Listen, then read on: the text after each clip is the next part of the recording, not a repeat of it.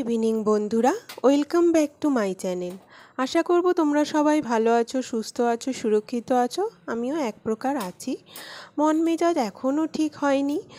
এই আরজিকর ঘটনাটা যতদিন না কোনো মীমাংসা হচ্ছে না, কেমন একটা বুকের মধ্যে কেমন একটা তোলপাড় হচ্ছে, কিছুতে যেন শান্তি পাচ্ছি না, একটা অশান্তি কাজ করছে মনের মধ্যে। যাই হোক, চলতে তো হবে, সময় তো আর থেমে থাকবে না, সময় ঠিক নিজের মতো চলেই যাচ্ছে। তো আমি বিকেলবেলায় দেখো চা করে নিচ্ছি। দেখো কি বলো তো, প্রথম থেকে গোড়ার থেকে এটা একদম হয়ে আসছে যুগ যুগ ধরে, মেয়েরাই মেয়েদের পরম শত্রু। আর এই কথা না বারবার প্রমাণ হয়ে যাচ্ছে।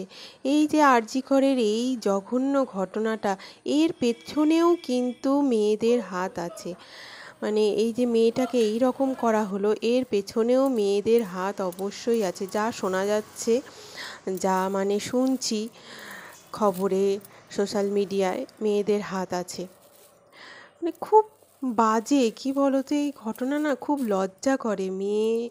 আমি একজন মেয়ে হয়ে খুব লজ্জা করে যে এই রকম কেন।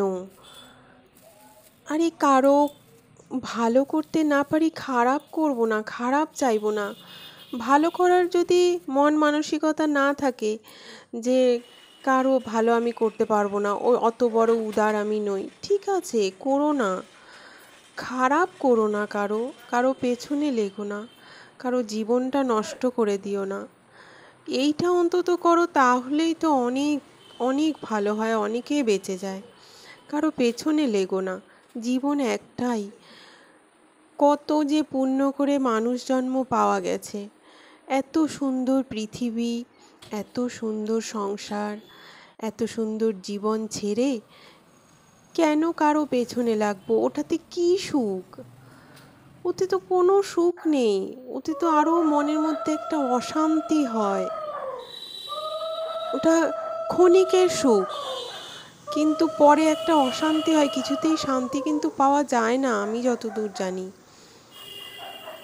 ওটাতে কি খুব শান্তি পাওয়া যায়? যায় না। কি দরকার কারো পেছনে লাগার? নিজে ভালো থাকবো, নাই বা করলাম কারো ভালো, খারাপ চাইবো না, ব্যাস। নিজে ভালো থাকার চেষ্টা করো, তাহলেই হবে।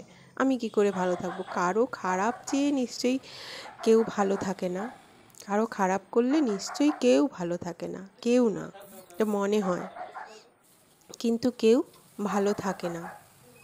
কারো যদি তুমি ক্ষতি করো, তার প্রতিদান তুমি অবশ্যই পাবে।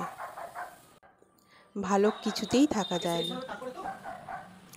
দেখো আমি সন্ধে দিচ্ছি আর আমার পেছন পেছন সমানে ঘুরে যাচ্ছে আর কথা বলে যাচ্ছে। আর আমি বলছি, তুমি খালি গায়ে এইভাবে আসছো? আরও ঘুরে ঘুরে আসলো। তোমার খালি গায়ে ঘোরা যায় না, তোমার ভিডিওর চোটে, এই বলে যাচ্ছে। তো যাই হোক, দেখো আমার সন্ধে দেওয়া হয়ে গেল। আর তুলসী তলায় একটা প্রদীপ জ্বালিয়ে দিলাম। আর তুলসী তলায় ধূপকাঠি দিচ্ছি তো আমি, তো ও বললো ধূপকাঠি দিও না, ওই যে কেমিক্যাল ছাইগুলো পড়ছে, ওতে গাছের ক্ষতি হয়। তো মনে করলাম ঠিকই বলেছে, দেখি না হয় তাহলে ধূপকাঠি দেবো না, শুধু প্রদীপ দেব। প্রদীপ দিলে শুধু কেমন হয়। তো আমি সন্ধে দিয়ে চলে আসলাম, দেখি সন্ধেবেলা কি একটু করা যায়, খাওয়া যায়। বৃষ্টি বৃষ্টি ওয়েদার তো, তো এই সময় একটুখানি এইরকম কিছু খেতে ইচ্ছে করে। তো দেখছি কলা দুটো, কাঁঠালি কলা দুটো একটুখানি মজে মজে গেছে, আর মজা কলা না আমার ছেলে খাবে না আমি খাবো। তো ওই জন্য ভাবলাম তো এটা একটু বড়া করে নিই। দিয়ে দিলাম অল্প করে চালের গুঁড়ো, অল্প করে সুজি, অল্প করে আটা। আমি তো ময়দা বেশি ইউজ করি না, তো ময়দা দিলাম না, আটা দিলাম, আর অল্প একটু গুড় দিয়ে দিলাম। তো এটা ভালো করে অল্প করে জল দিয়ে এই যে মেখে নিয়ে আমি এবার এই দেখো এরকম একটা থিক পেস্ট করে নিলাম। এবার এটা আমি ভেজে নেব। আমি সর্ষের তেলেই ভাজবো। রিফাইন তেলে ভাজলে বাবান খেতে চায় না, ওর বলে গন্ধ লাগে রিফাইন তেলের, ওই কারণে আমি সর্ষের তেলেই ভাজবো। আর প্যাকেটটা যেহেতু কাটলাম, সর্ষের তেল শেষ হয়ে গেছে, প্যাকেটটা কাটলাম। তো প্যাকেটটা আমি প্রথমে কেটে হাফটা আমি এই যে নিরামিষের জন্য তুলে রেখে দিই। এটা আমার নিরামিষ তেল, এটা আমি মানে পুজো টুজোতে খাই নিরামিষে। আর এইটা হচ্ছে সব ঘাটা ঘুটা, মানে ঘাটা হয় না, তাও ওখান থেকে কড়াই থেকে ছিটে তো পড়তে পারে, তো ওই কারণে আমি এটা আলাদা করে নিয়েছি, নিরামিষটা আলাদা করে নিয়েছি। আর এইভাবে একটু রেখে দিই, তাহলে চুইয়ে চুইয়ে পড়ে যাবে যতটুকু তেল আছে। আর তেলটা গরম করে এই দেখো বড়াগুলো দিয়ে দিলাম। মানে বিকেলে বৃষ্টি হচ্ছিল, এখনও ঝিরঝির করে পড়ছে, বৃষ্টি বৃষ্টি ওয়েদার তো বেশ ভালোই বৃষ্টি হচ্ছে। এবার কিন্তু ভাদ্র মাস পড়ে গেল, এখনও কিন্তু গরমটা সেভাবে বোঝা যাচ্ছে না। তাই আমি ওকে বলছিলাম ভাদ্র মাসটা যেন এভাবে বৃষ্টি বৃষ্টিতেই কেটে যায়, কারণ এই দিককার ভাদ্র মাসের গরম না আমি একদম সহ্যই করতে পারি না। তো মনে হচ্ছে যে এইরকম করে যদি কেটে যায় ভাদ্র মাসটা বেশ ভালো হবে। আর ভাদ্র মাস চলে গেলে তো হালকা হালকা ঠান্ডা তখন পড়েই যাবে, তো ভালোই হবে।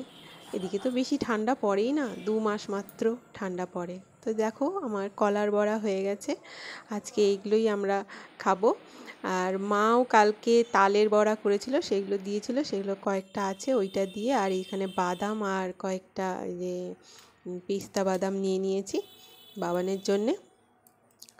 আর এখানটায় যে পুজো দিয়েছিলাম আমি, খেজুর কাজু কিশমিশ হাফটা বাতাসাও আছে, তো এগুলো দিয়ে আজকে সন্ধেবেলার স্ন্যাক্স আমাদের হয়ে গেল। আর পাখি চলে এসছে, পাখির পরীক্ষা চলছে। আর আমি রেওয়াজ করতে বসেছিলাম, তখন তো দেখলে বাবান ঘুমোচ্ছিল, ঘর পুরো অন্ধকার করে দিয়েছিল বলে আমার রেওয়াজটা তেমন ভালো হয়নি, ওই জন্য আমি রেখেছি সাইড করে। পাখিকে পড়ানো হয়ে গেলে তারপরে আমি আরেকটুখানি রেওয়াজ করব। বিকেলে তো আমার কাজের চাপটা রাত্রে কমই থাকে, ওই কারণে আরেকটুখানি রেওয়াজ করতেই পারবো।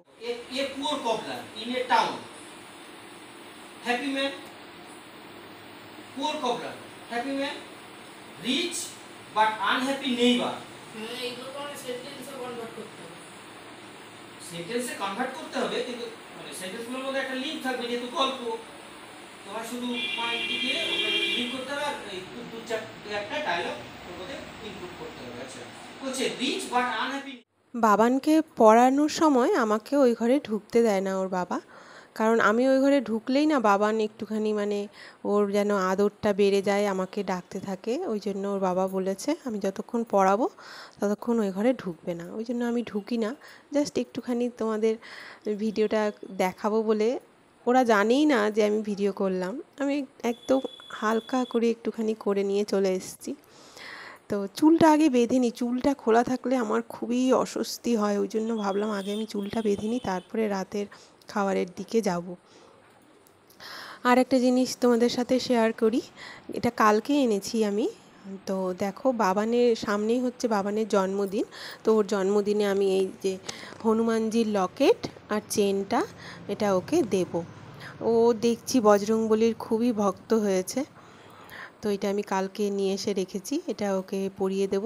আর দেখে আমার এটা একটু পছন্দ হলো পায়ের জন্যে, সবাই এখন পরে এক পায়ে, তো আমিও নিয়ে আসলাম, দেখি পরি কেমন লাগবে, আমি জানি না, তো আমি নিয়ে এসেছি পরবো বলে, জানি না পরতেও পারবো কি না। এই যে দেখো, ওই দেখো দৌড়েছে, ওর ঠাম্মির আওয়াজ পেয়েছে, ওর ঠাম্মি এসছে কিছু একটা দিতে টিতে, ওই দেখো ওরে বাবারে গেল, দেখেছো সর্বক্ষণ এইরকম করতে থাকে, এত বিরক্ত করে ওর ঠাকুমাকে আর ছোটো মাকে, এত বিরক্ত করে না, বাপরে বাপ। তো চলে এসেছি, দেখি রাতের জন্যে কি করা যায়। তা আমি হচ্ছে সকালের দুটো রুটি ছিল, আমি ওই রুটি দিয়ে আম দিয়ে খাবো, আর মাছের ঝোল আছে আর ডাল আছে, তো ওরা ভাত খাবে, তো ওই জন্য ভাবলাম যে কটা পাঁপড় ভেজে দিই, ডাল দিয়ে পাঁপড় ভাজা দিয়ে আর মাছের ঝোল দিয়ে ওরা বাবা ছেলেতে খেয়ে নেবে। আর আমি তো ভাত খাওয়ার কোনো প্রশ্নই ওঠে না, আমি আম আর রুটি খাবো।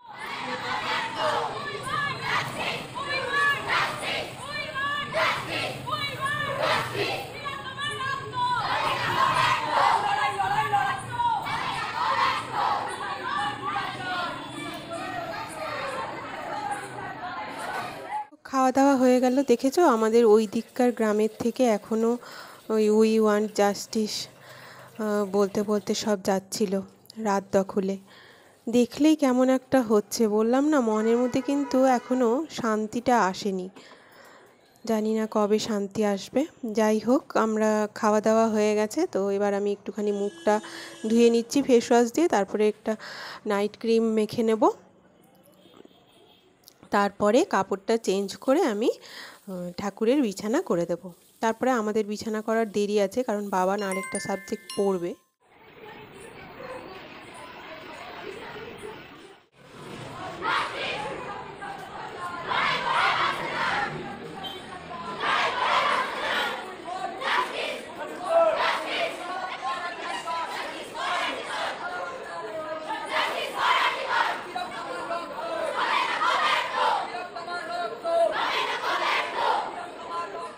তো চলো, দেখেছো ওরা আবার ফিরেও চলে আসলো আমাদের এইসব করতে করতে। তো আমার সব কিছু হয়ে গেছে, এইবার আমি ঠাকুরের বিছানাটা করে দেব। আর ভিডিওটাও আমি এখানেই শেষ করব। তোমরা সবাই খুব ভালো থেকো, সুস্থ থেকো, সুরক্ষিত থেকো, সাবধানে থেকো। দেখা হচ্ছে নেক্সট ভিডিওতে। তো যদি আমার ভিডিওটা একটু ভালো লেগে থাকে প্লিজ একটা লাইক দিও। আর দেখা হচ্ছে নেক্সট ভিডিওতে। Bye bye, good night.